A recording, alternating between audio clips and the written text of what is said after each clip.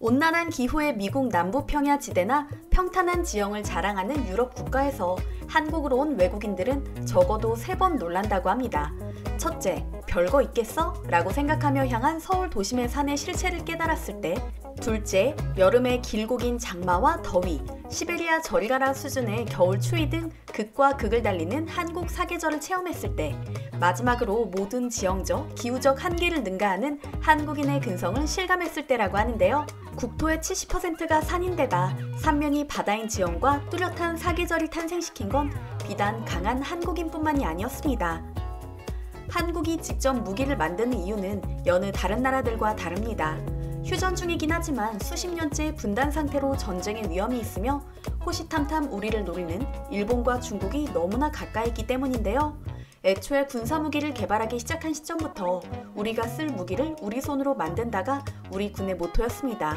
즉, 한반도에서 직접 쓸 수 있는 무기를 만들어야 했기 때문에 그 어느 나라의 방위 사업체보다 내구성과 완성도에 집착하게 되는데요. 한국은 무기 개발 후 성능을 테스트하는 과정마다 남다릅니다. 온갖 상황과 변수를 고려해 극한의 실험을 하기 때문이죠. 차원이 다른 한국형 무기의 테스트 현장을 생생하게 전해드립니다. 이곳은 대전차 미사일 현궁의 품질 인증 사격 시험 현장입니다. 1.4km 너머에는 실제 전시 상황을 가정해 전차가 놓여 있었는데요.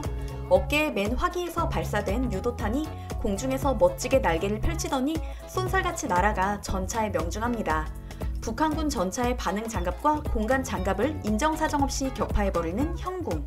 무게 13kg의 휴대용인데도 불구하고 최고 속도 마하 1.7, 최대 사거리 3km, 관통 성능 약 900mm로 무시무시한 성능을 자랑합니다. 해외 방산업체의 다른 미사일과 비교했을 때 성능은 더 뛰어나지만 5kg 정도 가벼워 대전차 미사일의 혁신을 이뤘다는 극찬을 들었는데요. 이스라엘의 스파이크, 미국의 제블린 대비 소형, 경량화되어 운용이 쉽고 유효 사거리, 관통력, 광학 성능, 탐지, 추적 성능 등 모든 면에서 뛰어나다는 평가를 받고 있습니다.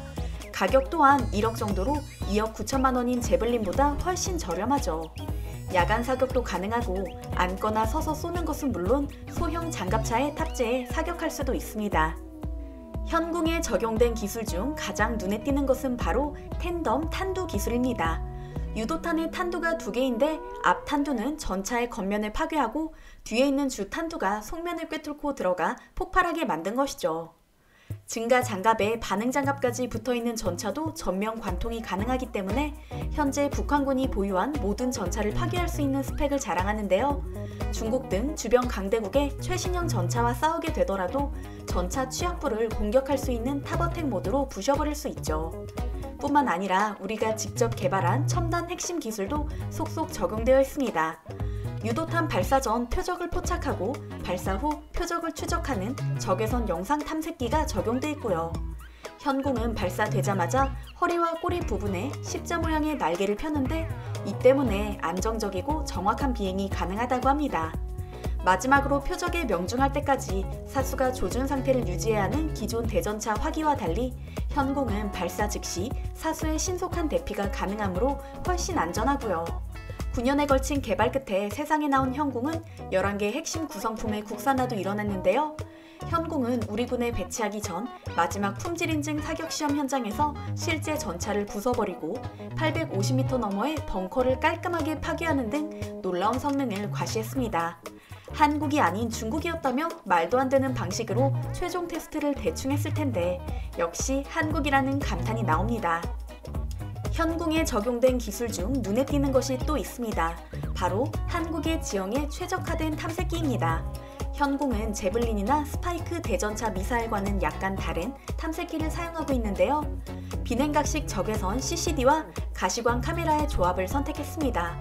높은 정밀도를 자랑하는 제블린과 다른 방식을 쓴 이유는 바로 한반도의 지형 때문이었는데요. 엄폐물이 많은 한국에서는 냉각에 30초나 걸리는 기존의 탐색기 방식이 활용도가 떨어지기 때문이었죠. 한편 한국은 자국민 보호 목적으로 중동으로 무기 수출을 할 때는 기밀을 유지하며 진행하고 있는데요. 현궁의 공식적인 수출 사례는 아직 없지만 소문에 따르면 사우디아라비아와 UAE 등 중동으로 수출된 것이 거의 확실하다고 합니다.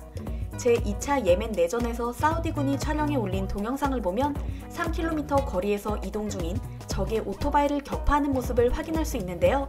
야간 교전 영상에서도 현공을 별탈 없이 잘 사용하고 있는 것을 확인할 수 있었습니다.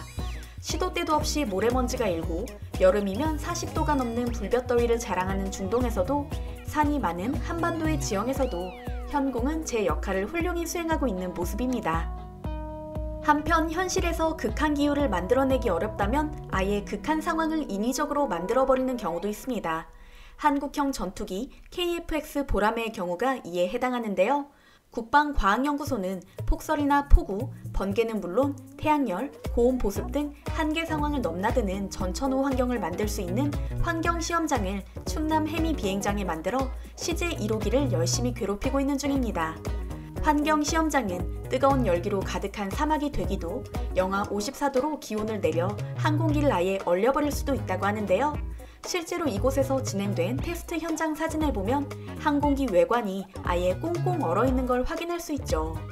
또한 항공기나 미사일이 하늘을 비행할 때 가장 큰 영향을 받는 것은 바람이기 때문에 바람을 인위적으로 만들어 비행 시 발생하는 공기 역학적 힘을 측정하는 시설도 있습니다.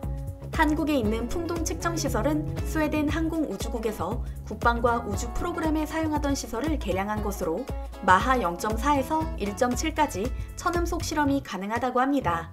풍동 시험은 전투기가 원하는 속도로 흔들림 없이 공기를 뚫을 수 있는지, 본체를 움직였을 때 자세를 오랫동안 유지할 수 있는지를 체크하는데요. 전투기 형상에 문제가 있는 경우 풍동 시험 데이터에서 나타나기 때문에 가장 중요한 과정 중 하나라고 합니다. KF-X 보라매의 경우 풍등 시험을 통해 9차례나 외형을 바꿨다고 하는데요. 또한 무려 2000시간에 달하는 테스트를 통해 기동성은 물론이고 안정성까지 꼼꼼하게 점검한 후 지금의 KF-X 보라매의 외형이 탄생한 것이라고 합니다. 더욱 놀라운 것은 이게 끝이 아니라는 점입니다. 2000시간이나 아음속 풍동 시험을 마쳤지만 앞으로 1만 1000시간 정도를 더 테스트해야 하기 때문이죠. 이처럼 한국인의 손에서 태어난 군사 무기들은 공통점이 있습니다. 카탈로그에는 번지르르하게 스펙을 적어놨지만 실제로 테스트해보면 고개를 젓게 되는 중국제 무기나 성능은 괜찮지만 가격이 비싸거나 내킬 때만 사후 관리를 해주는 배짱 두둑한 미국의 방산업체들과 달리 효율의 집약체라 표현해도 좋을 만큼 하나같이 우수한 성능과 가성비를 자랑하는데요. 숱한 외세 침략에도 일제강점기 일본의 악랄한 수탈과 국토를 폐허로 만들었던 한국전쟁의 아픔에도 꿋꿋하게 일어나 나라를 재건한 한국인의 기상이 담겨있기 때문이 아닌가 싶습니다. 한국인의 땀과 눈물에서 태어난 명품 무기들이 자주 국방의 꿈을 실현하는 것은 물론 세계 군사무기 시장에서 더욱 인정받길 바랍니다.